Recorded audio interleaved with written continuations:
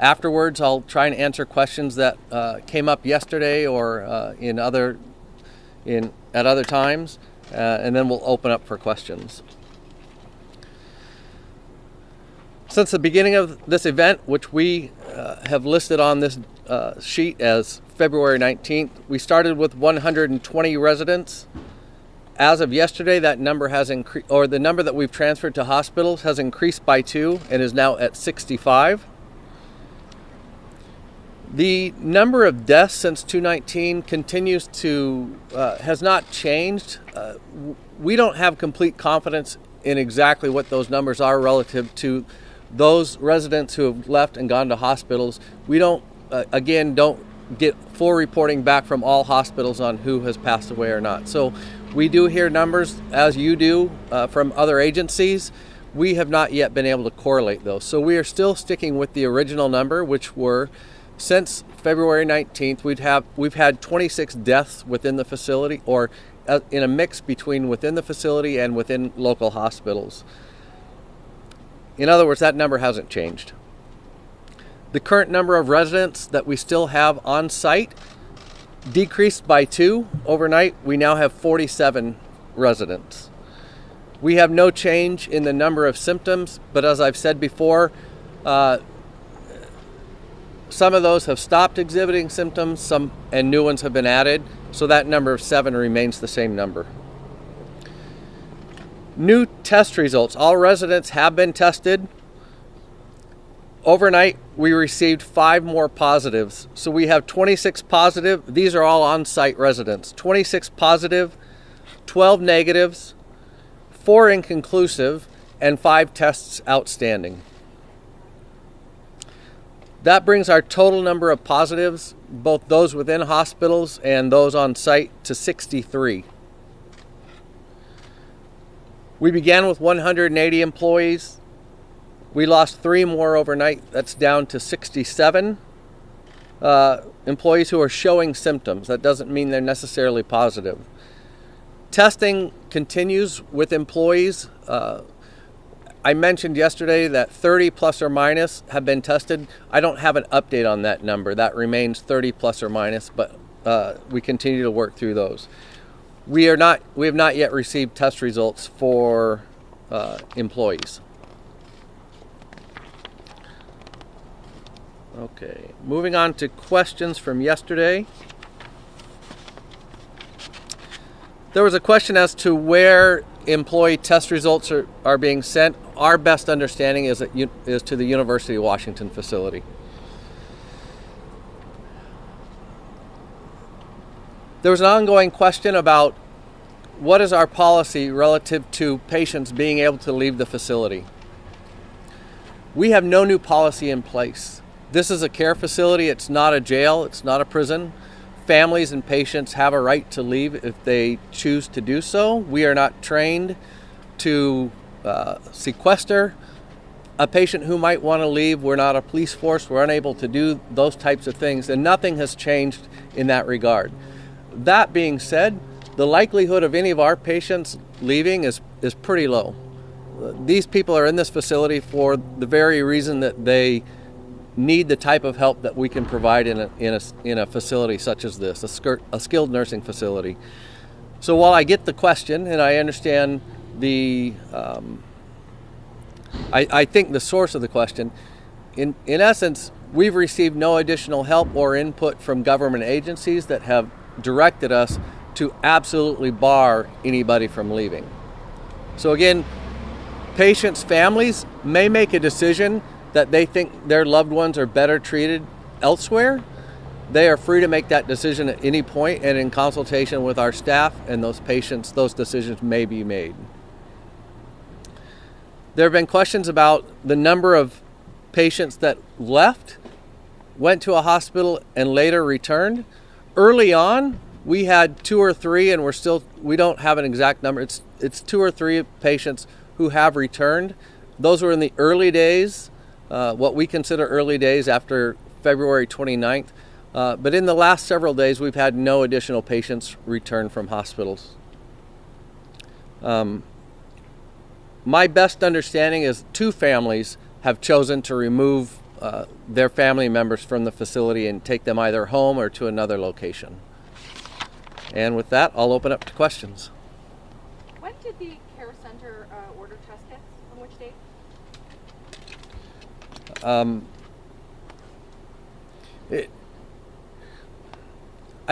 I don't know that we put in an order like you would put in an order. There were questions that began to be raised from the very moment that we were told that we had a positive test case in-house.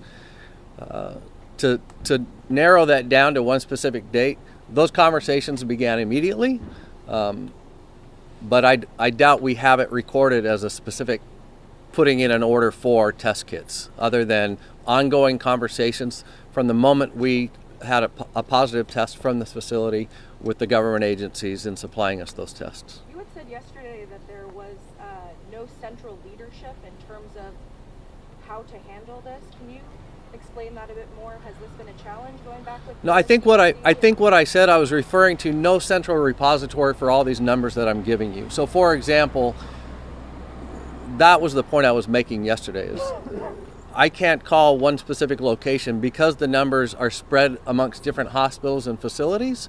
We don't have a single source for all of these numbers. It's still up to us to try and call and get information on patients that at one point were in our facility and are now in hospitals.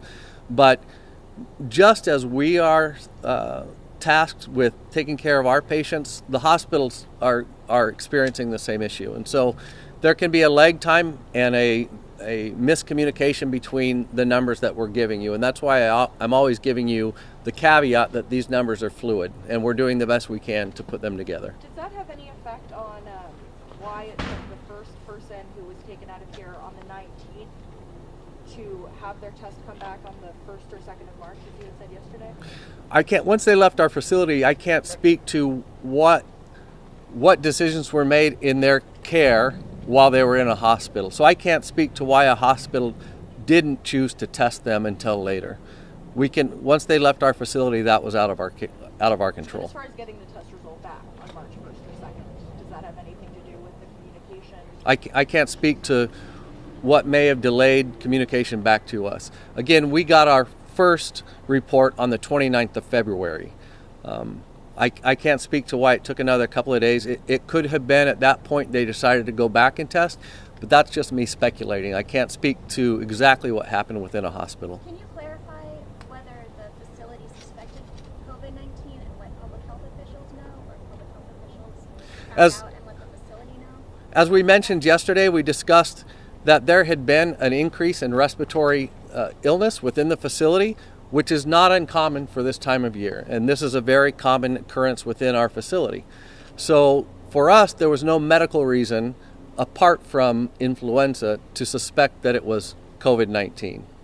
Why haven't you gotten any results back for staff members or employees yet? Our understanding, those tests began in earnest a couple of days ago. And so it's become apparent to us that there's at least a couple 2 to 3 day period before they're able to get those tests back.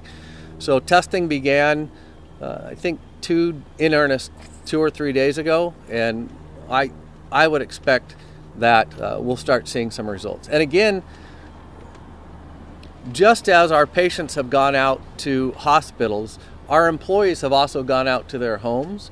And so we don't get immediate results unless they communicate immediately back to us. And so, as with all these numbers, I'll expect that there will be some fluidity in what we do and don't know specific to those test results. Can you tell us, go back to the cleaning that's going on inside there right now, tell us how that's happening around residents who are each in quarantine? Correct.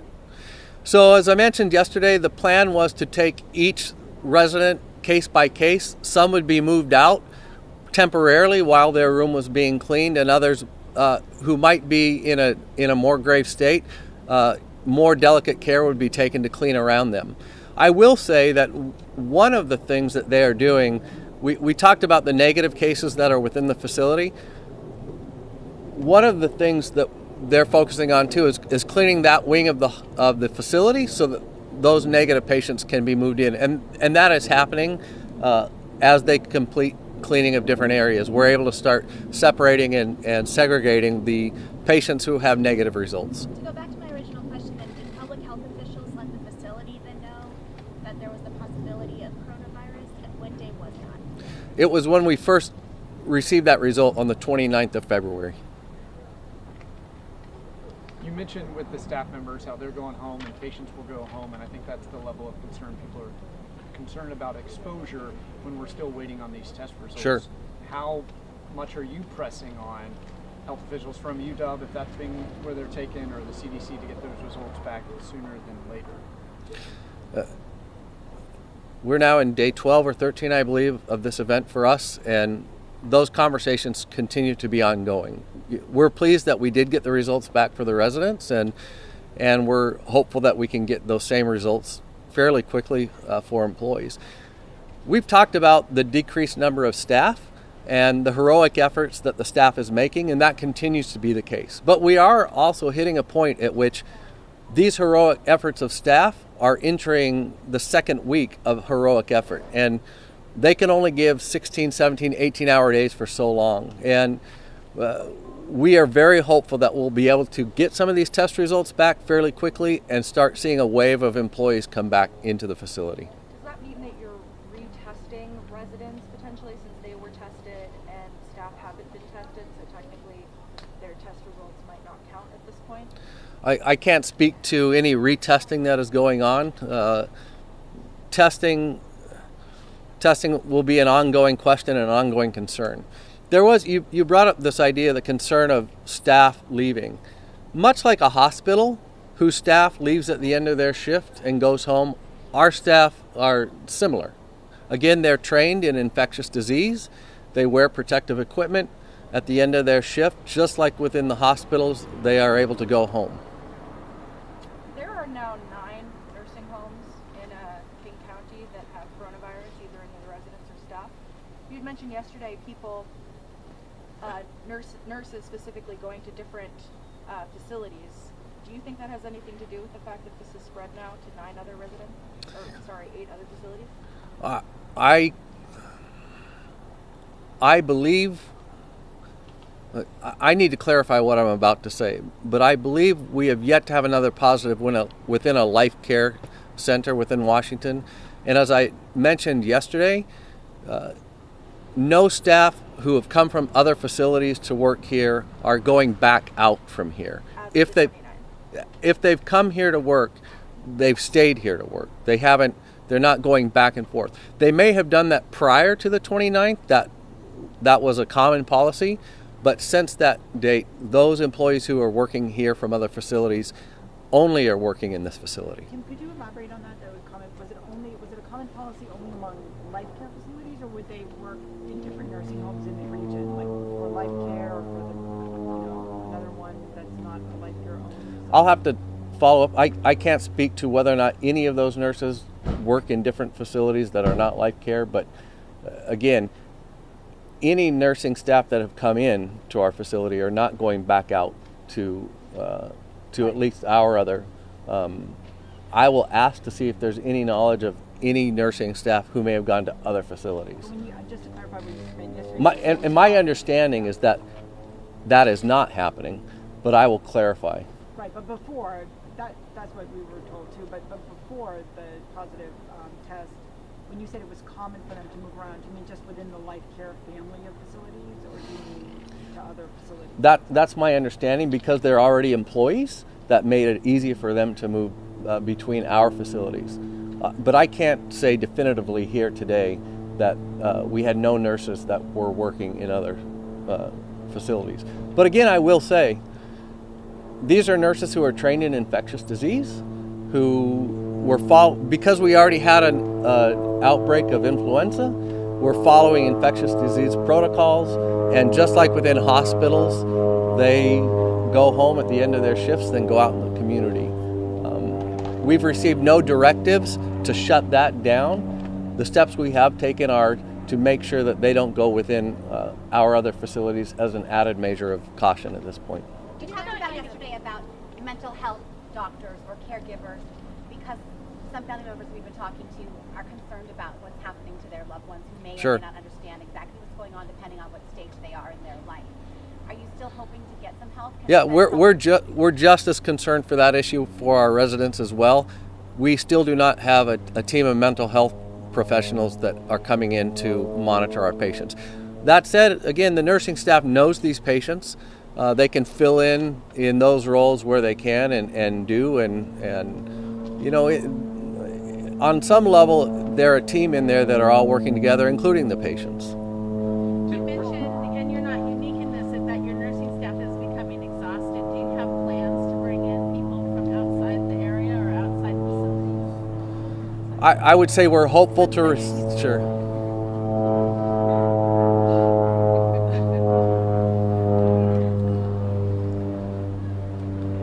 All I can say is we're hopeful to receive more staff.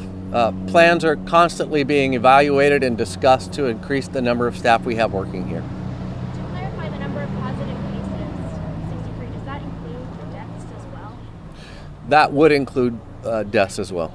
Regarding staffing, you said that there were reports that there was reduced staffing. You said that was because it was the middle of the night and it wasn't during the middle of the day. I spoke to a firefighter yesterday who said that a nurse told them that there was only 3 people on staff for 90 people when he came at 2:30 in the morning for a call, and that this was normal. 3 people, 90 people was pretty normal. What's normal would be decreased staff. I don't think 3 is normal. In our understanding, we've gone back and talked about that we can't confirm that it was that low of a number. Again, to the best of my understanding, is we had more staff than that on and likely in rooms at the time dealing with patients. So I get that that's the report that you received out. That doesn't square with what we understood our staffing level to be at that point.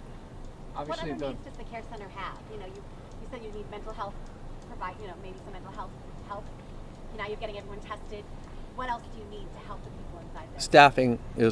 Staffing continues to be the number one issue. That, as I said, we had a heroic level of effort by staff who was there, but they are starting to hit an exhaustion point as well. And we've been grateful for the help that the Health and Human Services has provided with extra staff, but even their staff now are starting to go up in numbers, 14, 15-hour days, and so we're going to need more and more help. Where does that help come from? Is that federal? Is that state? I mean, are you worried if it's not there? That's the same question we have. I mean, we're looking for help in any corner we can find it. obviously the day-to-day is going to be the most critical and just dealing with this outbreak as it exists right now. Can you speak to what the process has been like from CDC or county or state health officials in terms of just analyzing life care and trying to figure out how this started and how it spread so fast? Do you know their timetable and what they're doing to sort of analyze? I don't, and those conversations are outside of our facility at this point, so I can't speak to what they're doing at this point relative to that. I'm sorry to be so morbid here, but according to the math and the numbers that you've given us, I guess an average of people that end up dying at the Life Care Center normally is 4%. So far, counting the numbers from the county, those two other deaths that still haven't been included, that would be about a 23% rate of people dying here. Is there something that you can speak to for that? I mean, people that I've been talking to, families are still losing people and their stats are dropping and their conditions are getting worse, and no doubt more people will die. What I can say is what I've said previously, that we were surprised at the volatility and the unpredictable nature of this virus. It does appear to us that things have slowed somewhat. We've had, for example, we haven't had any deaths of patients who had been transferred out in the last 3 or 4 days. That's a slower rate than we were seeing previous to that, but I've been cautioned to say that that's definitive in any way to what may or may not happen. Again, nurses continue to see that symptoms can appear rapidly even within our patients who are still in the facility, and so they don't feel like they have enough information to draw any conclusions relative to that, and nor are we doing the numbers from a statistical standpoint. I can only speak to the firsthand. We're concerned with the virus and the level. I wonder though, you say that no one has died from this facility in the last 3 days, but you guys are... No, I haven't. I said I can't be confident in the numbers. From the ones we've transferred out, the last few that we know transferred out. We haven't seen deaths in those. But there can have been deaths in patients who transferred out prior to that. And we are less than confident that we always receive an update from family or hospitals on those patients. The number I've given you has to be taken with a sense of fluidity, that those numbers are going to be inexact and will change. One of the facilities, other than Life Care, had a case where someone had been at Life Care and then was moved to another facility and became sick then. Is Life Care keeping track of those as well, people who maybe have been at Life Care at some point? We're trying to keep track of everybody. So those are, we're making calls all day long for test results, for patient results, for death rates. We are doing our best to at least understand within our population what's happening. And right now, what efforts are being made to correspond with the families whose loved ones did die? Well, we have ongoing and daily conversations with family members, but relative to those, I can't speak to exactly what communications are happening with those who have died already. Did Life Care Centers for America bring you on board, just out of curiosity? Yeah, in conversation with the corporate offices, I came in. As you can imagine, they don't have an on-staff PR person here. They don't have anybody who's trained to be able to take your questions. And so I came in conversation with them to help them through this process. Life Care has a good visitor log system of all friends and family that came in, the time they came in, how long they were and left. Are there any statistics for those visitors, how many have become positive in testing and how they're doing?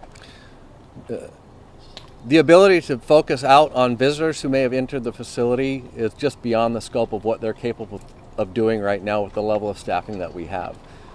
They're entirely focused on taking care of the residents within the facility, and as we keep saying, anybody who visited this facility in the last month should be in communication with their doctor. If they're feeling symptoms, should be monitoring their own care. And we keep putting that message out through the media as much as we can. Okay, I think that's it. Tomorrow, without this being a promise, I'm hopeful to bring out one or two nurses to start giving you a sense of what it's like from their perspective inside. So we're working on that right now to see if we can pull some